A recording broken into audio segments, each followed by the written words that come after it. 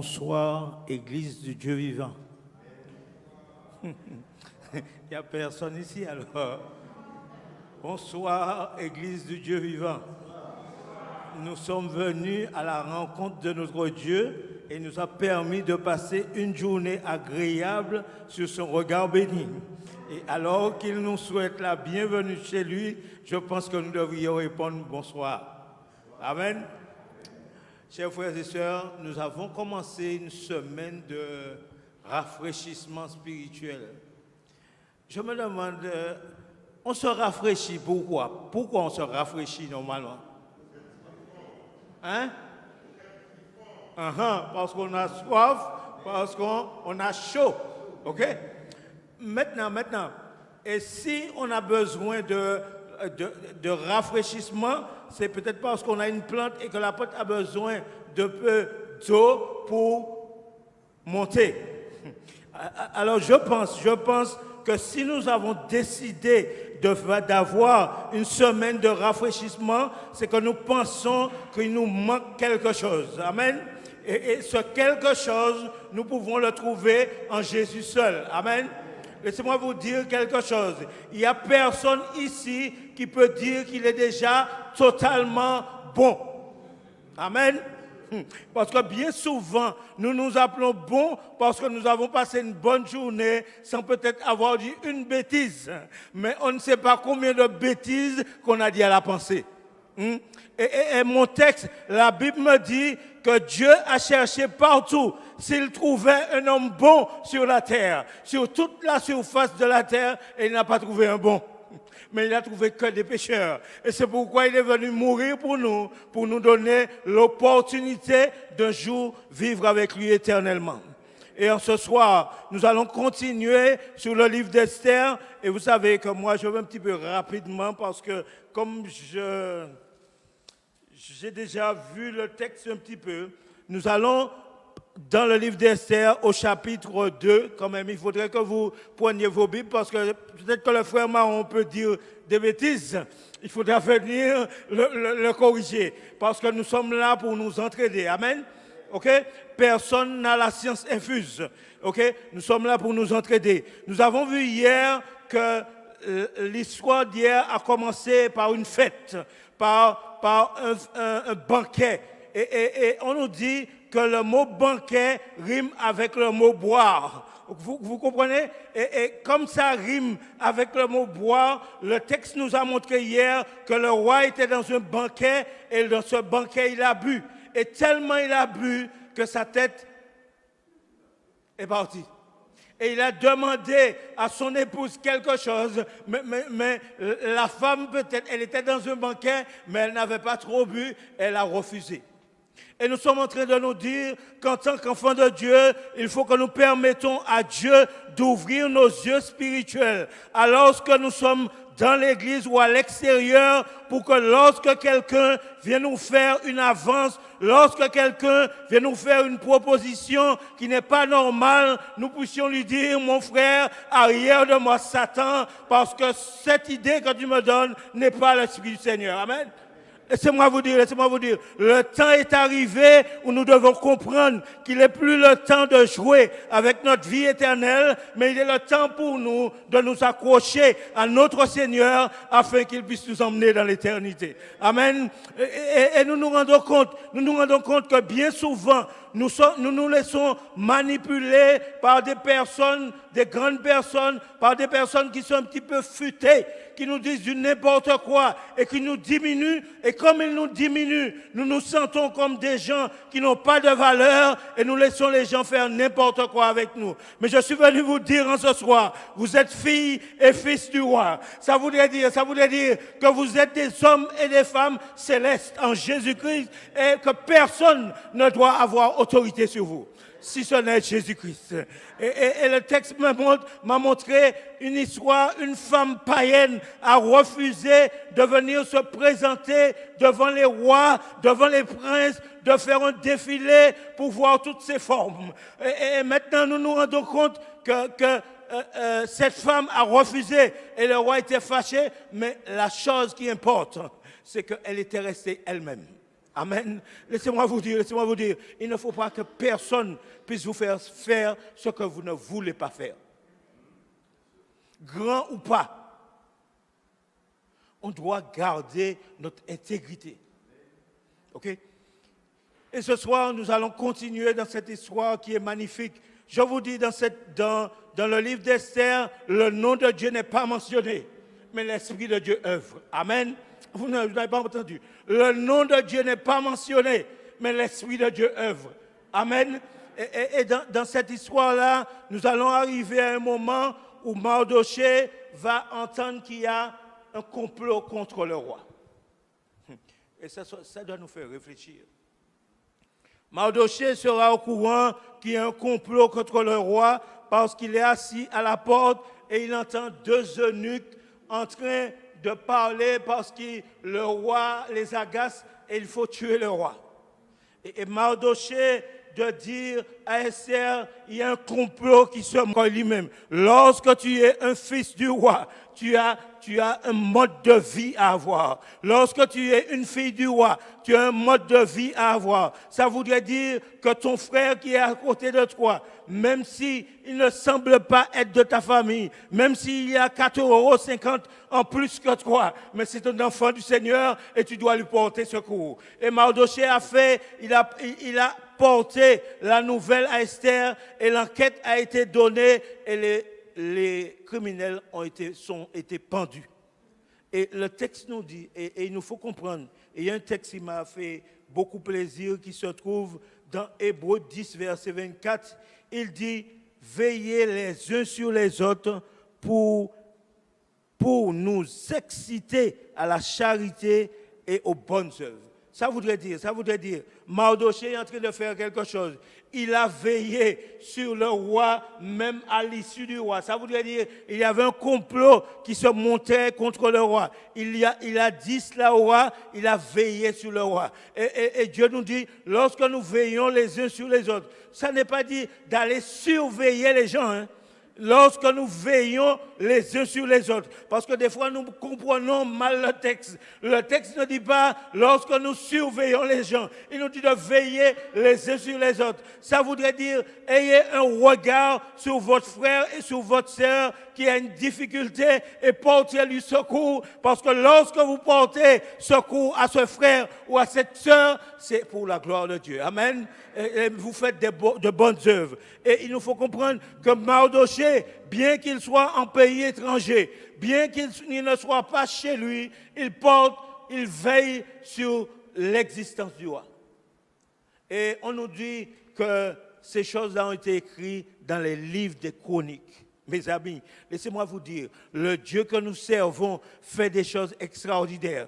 Et nous allons voir dans la suite de l'histoire, nous allons voir quelqu'un qui va paraître. Lorsque les enfants, mes amis, lorsque vous êtes enfants de Dieu et que vous êtes en paix, attendez-vous, la tempête arrive. Oh, vous n'avez pas compris. Ça voudrait dire, lorsque vous vous sentez bien, préparez-vous parce qu'il y a une tempête qui arrive. Les enfants de Dieu, Dieu me dit que ici-bas sur cette terre, nous ne serons jamais en paix. Alors, je vous dis ça entre guillemets, lorsque vous vous sentez légèrement en paix ici-bas, préparez-vous parce que la tempête arrive. Et nous allons aller dans le livre d'Esther au chapitre 3. Et nous allons avoir quelqu'un qui va faire son apparition. Esther chapitre 3 verset 1. Après cela, après ces choses, le roi Assuérus fut monté au pouvoir. Aman, fils d'Amédatha, l'Agadite, et l'éleva en dignité et le plaça son siège au-dessus de ceux des chefs qui étaient avec lui. Naaman est placé en dignité. Aman, excusez-moi, est placé en dignité. Vous voyez, c'est très bien de lire, parce que le frère peut dire n'importe quoi. Aman a été placé, il est à un niveau élevé. il a été placé à la dignité et il est après le roi. Et le texte me dit, lorsque Aman est à ce niveau-là, Aman se prend pour un dieu. Aman s'attend à ce que tout le monde se prosterne devant lui. Mais laissez-moi vous dire quelque chose. La Bible est en train de me dire que nous ne devons pas nous prosterner devant les hommes, mais nous devons nous prosterner devant Dieu le Père. Et alors que tous les gens du pays se prosternent devant Aman, Mardochée ne se prosterne pas. Parce qu'il y a toujours quelqu'un pour représenter Dieu en quelque part. Il y a toujours quelqu'un qui fait la différence parce qu'il sait que son seul maître, c'est le Dieu Tout-Puissant. Même si vous êtes en pays étranger, même si vous n'êtes pas chez vous, mais lorsque vous servez Dieu, Dieu vous donne des principes. Dieu vous donne des directives. Et quel que soit ce que les gens disent, quelles que soient les menaces que vous pouvez recevoir, l'Éternel dit, je suis avec toi tous les jours jusqu'à la fin du monde. Et nous nous rendons compte que Aman est irrité contre Mardochée. Et là, à chaque fois qu'il passe devant Mardochée, Mardochée ne s'agenouille pas. Et le texte me dit que les autres personnes à l'intérieur vont lui dire, mais il y a un problème avec ce bonhomme. Comment ça? Nous nous prosternons devant toi et il ne se prosterne pas devant toi. Il y a une chose que tu ne sais pas, en plus c'est un juif. En plus c'est un juif. Est-ce que tu peux comprendre qu'un juif peut se trouver dans notre pays et ne pas s'agenouiller devant toi, alors qu'il est un étranger chez nous? Mais le texte me fait comprendre que Mardochée sait qu'il est un juif. Mardochée est sûr qu'il est un juif, mais il est sûr que le Tout-Puissant est avec lui. Oh, il y a quelque chose qu'il faut comprendre. Lorsque vous avez décidé de changer de maison, qui veut dire d'entrer dans la maison du Seigneur, le Seigneur a une obligation de vous protéger. Amen. Oh, vous n'avez pas compris. Ça voudrait dire, lorsque je dis à Seigneur, je renonce au monde et que je viens à toi, le Seigneur me dit, viens mon enfant, parce que tu seras protégé par moi. Il nous faut comprendre une chose. Lorsque nous changeons de camp, le Seigneur sait que notre ennemi n'est pas content. Mais le Seigneur dit, je serai ton protecteur. Amen.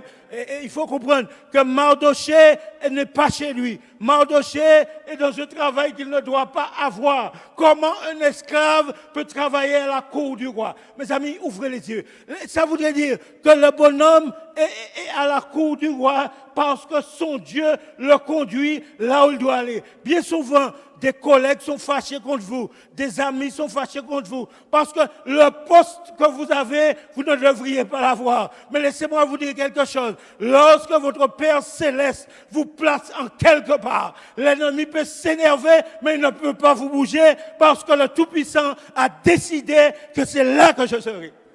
Laissez-moi vous dire, le peuple de Dieu ne sait pas à quelle puissance ils ont affaire. Mes amis, lorsque vous êtes un enfant du Seigneur, vous ne serez pas aimé. Mais laissez-moi vous dire, il vaut mieux être haï du monde et être aimé de Dieu. Amen. Amen. Parce que lorsque je regarde, lorsque un enfant de Dieu a un poste, surtout dans les collectivités, on lui trouve toujours un problème. On lui trouve toujours quelque chose qui ne va pas. On trouve que c'est pas sa place. On trouve tout. Mais plus on cherche des problèmes pour lui, plus le Seigneur lui permet de monter. Alléluia.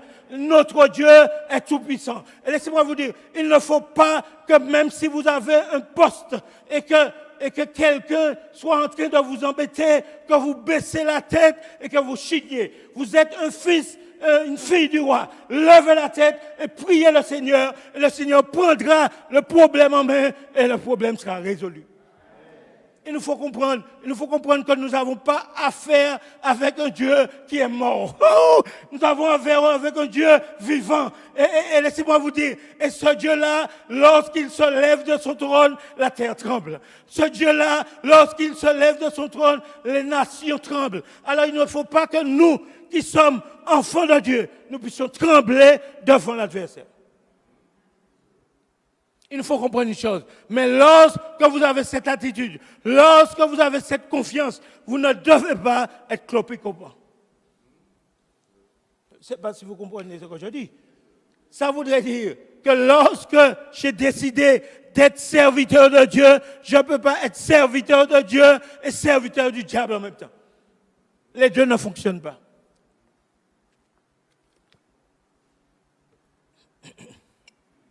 Et nous nous rendons compte, il y a toujours un truc, c'est pas grave. Et nous nous rendons compte que malgré cela, Mardochée ne se décourage pas. Plus Mardochée reste fidèle, plus Aman est fâché. Mais Mardochée continue à avoir confiance au prince Emmanuel. Amen. Et le texte nous montre que Aman maintenant va vraiment être en colère. Aman va décider que maintenant, comme Mardochée est en train de marcher sur ses plates-bandes, comme on dit, il ne va pas vouloir affaire avec Mardochée seulement, il va vouloir exterminer le peuple juif. Pourquoi? Parce que Aman a une histoire qui remonte depuis Saül avec le peuple juif. Dieu avait dit à Saül de tuer le roi Agathe et Saül ne les avait pas exterminés. Et Aman qui est de la descendance royale, et Aman est fâché contre Israël depuis ce moment. Et regardez, c'est comme si vous étiez le fils d'un roi et que le roi donne à son serviteur toute la richesse et que vous êtes là et que maintenant vous entrez dans un nouveau poste, dans un poste où vous êtes élevé et vous voyez que le serviteur est là toujours. Et Aman est là, il se dit, je ne veux pas exterminer Mardochée seulement, mais je veux exterminer tout Israël. Laissez-moi vous dire, le Dieu qui avait dit d'exterminer toute la génération d'Agathe, il savait pourquoi. Parce que Dieu avait déjà vu avant que leur situation ne changerait jamais. Et nous avons vu que Saül n'a pas détruit. Il a gardé les belles bêtes, il a gardé tout. Mais Samuel est venu exécuter le plan de Dieu. Mais n'oubliez pas, on dit auparavant, lorsqu'on tuait un roi, il fallait tuer toute sa famille. Parce que pourquoi? Lorsque tu ne tuais pas la famille, les descendants pouvaient venir et faire un guet-apens et vous détruire. Saül n'a pas détruit et nous voyons maintenant Aman refait surface. Un Agadite refait surface là, dans le livre d'Esther. Et tout ce qu'il veut, c'est détruire le peuple de Dieu. Laissez-moi vous dire, lorsque vous avez décidé de donner à Jésus votre cœur, ne comprenez pas que les gens de l'extérieur, ceux qui ne connaissent pas Dieu, seront amoureux de vous. Vous savez pourquoi? Parce que vous allez dans l'autre direction, la direction inverse. Et laissez-moi vous dire, lorsque vous ne faites pas les mêmes choses qu'eux, vous ne pratiquez pas les mêmes choses qu'eux, ils vous considèrent comme des gens bizarres. Mais il faut savoir une chose, lorsque la Bible dit, lorsque tu choisis Jésus comme maître, ton père et ta mère peut te haïr, ton frère et ta soeur peut te haïr, allez voir l'étranger.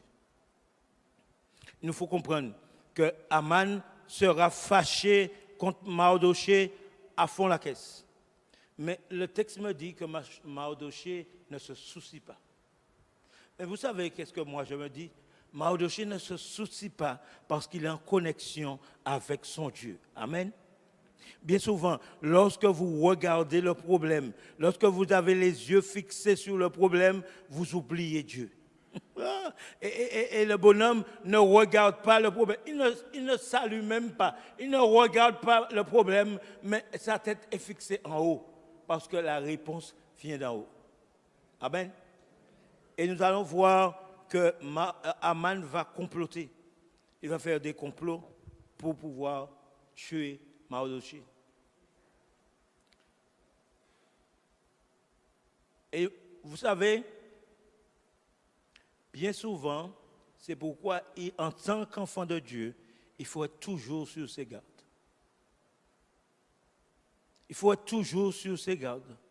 Laissez-moi vous dire, bien souvent, lorsque nous sommes ensemble, soit dit, je veux dire la chose, ensemble, par exemple, dans un repas fraternel ou dans une rencontre avec quelques familles, et que nous avons des fois des familles qui passent de l'autre bord, qui veut dire, on a fait un petit repas fraternel, et à ce moment-là, on veut arrêter, trop de Bible, trop de prières.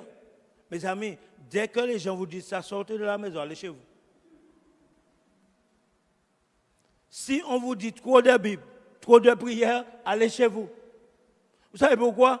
Parce que l'enfant de Dieu doit rester en connexion avec son Père céleste. Parce que pourquoi? Parce que nous sommes faibles. Et si ce n'est pas l'Esprit de Dieu qui travaille en nous, nous allons être pires que ceux du dehors. Et bien souvent, à l'intérieur, il y a des fonctionnements qui sont pires qu'au dehors. Il y a des conversations qui sont pires qu'au dehors. Il y a des gens que l'on voit avec une veste et une cravate ou avec une belle robe le sabbat matin. Mais lorsqu'on entend leur conversation, on est choqué.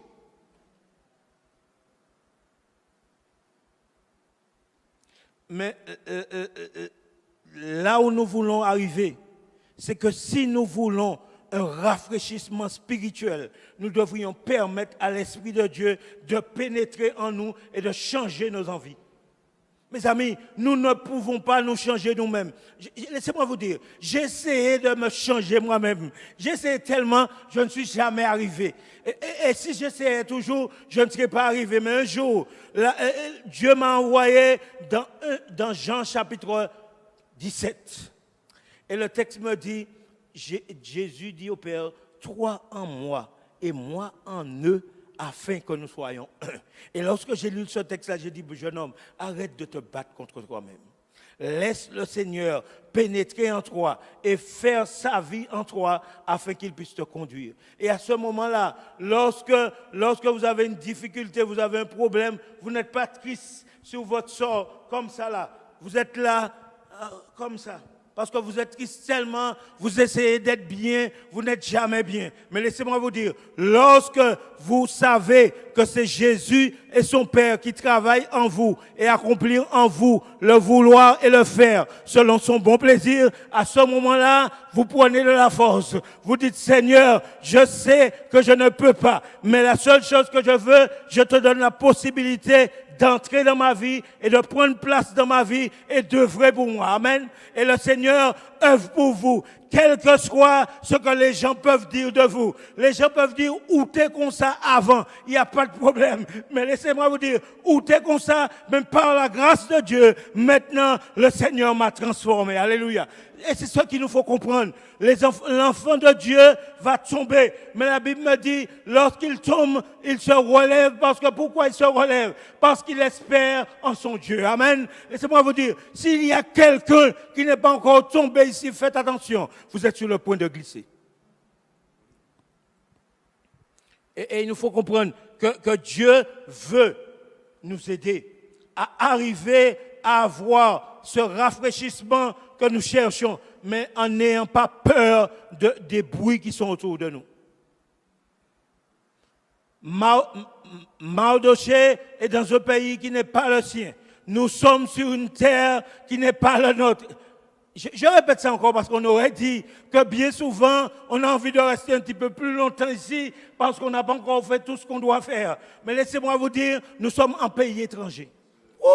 C'est pas parce que vous avez fait une maison, c'est pas parce que vous avez acheté une voiture, c'est pas parce que vous avez des maisons de vacances que pour comprendre que vous êtes chez vous ici. La Bible me dit, nous sommes normalement pèlerins sur cette terre, mais nous sommes en route vers le ciel, vers le pays du bonheur, vers notre Dieu. Laissez-moi vous dire, il nous faut enlever ça de notre tête. Lorsque nous avons une maison ici, remercier Dieu pour l'opportunité qu'il nous a donnée d'avoir une maison, mais ne pas chérir cette maison. Oh, moi, je peux vous dire ce que c'est qu'avoir une maison, avoir quelque chose qu'on a transpiré pour avoir. On se sent fier. On est content. Mais laissez-moi vous dire, lorsque tout s'écoule, aïe, aïe, aïe, sur qui on peut se raccrocher? Vous savez, je peux dire ça parce que je sais ce que c'est. Mais il y a un moment où tout s'écoule. Et si on n'a pas Jésus, on est fichu. Mes amis, il ne faut pas qu'on parle de Jésus, mais il faut que Jésus puisse vivre dans nos vies. Je n'ai pas entendu, Il ne faut pas qu'on parle de Jésus, mais il faut que Jésus vive dans nos vies. Vous savez pourquoi? C'est facile de parler. Mais lorsque l'épreuve arrive, lorsque la difficulté arrive, vers qui se tourner? Et Mardochée sera surpris parce que Aman va décider de dire au roi qu'il faut exterminer ce peuple. Il ne nomme pas. Il dit, il y a un peuple parmi nous. Laissez-moi vous dire, il y a un peuple parmi nous qui est tellement nombreux, mais ce peuple-là a ses lois à lui. Okay? Ça voudrait dire que si ce peuple-là a ses lois, ils ne veulent pas adopter ses lois. Vous savez, mes amis, c'est une histoire de loi. Et lorsqu'il dit ça, il parle à la fierté du roi. Ça voudrait dire ce que tu as établi n'est pas suivi par ce peuple-là. Et regardez comment le bonhomme est fort, parce que celui qui est son père est l'ennemi de nos âmes. Et lorsqu'il va dire ça au roi, le roi va lui donner sa bague et il va dire fais les couilles. Oh. Mes amis, l'homme aime la flatterie. Lorsqu'on nous flatte, notre nez se gonfle. Et c'est pourquoi dans l'église, il nous faut faire attention à nous-mêmes.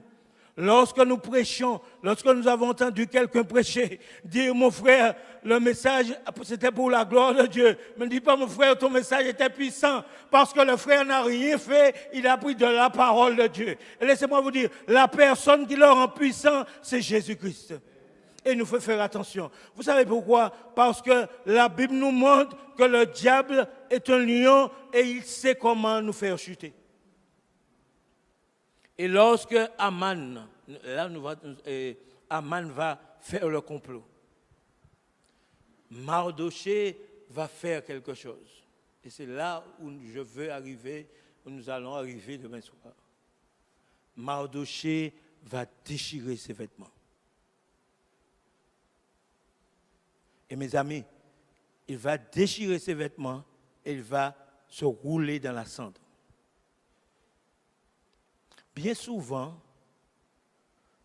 nous prenons ça comme ça, mais déchirer ses vêtements et se rouler dans la cendre, c'est s'humilier totalement devant Dieu, qui veut dire je ne suis rien devant Dieu. Et mes amis, lorsque Mardochée va s'humilier et lorsque tout le peuple va s'humilier, il y a quelque chose qui va se dégager. Et c'est pourquoi nous, chacun d'entre nous ici présents, vous comme moi-même, lorsque nous venons ici cette semaine, nous devrions dire, Seigneur, brise tout ce qui n'est pas de toi en moi. Parce que je ne peux le briser moi-même. Brise tout ce qui n'est pas de toi en moi, afin que tu puisses vivre ta vie en moi. Et lorsque nous allons demander à Dieu ça, quelque chose devra se passer à Horeb. Vous n'avez pas compris. Quelque chose devra se passer à Horeb. Ça voudrait dire qu'Horeb maintenant va constater que si ce n'est pas Dieu qui les guide, ils ne peuvent pas avancer. Et lorsqu'ils auront donné à Dieu ce privilège de les permettre d'avancer, ils vont voir que l'Éternel va faire le vouloir et le faire en eux selon son bon plaisir et que celui-là ne jalousera pas sa sœur ou son frère. Est-ce que nous sommes disposés à laisser le Seigneur rentrer dans nos vies et à faire sa vie dans nos vies et à faire de nous des êtres nouveaux. Amen. Si nous sommes désireux que le Seigneur fasse cela dans nos vies, nous allons nous mettre debout et nous allons prier.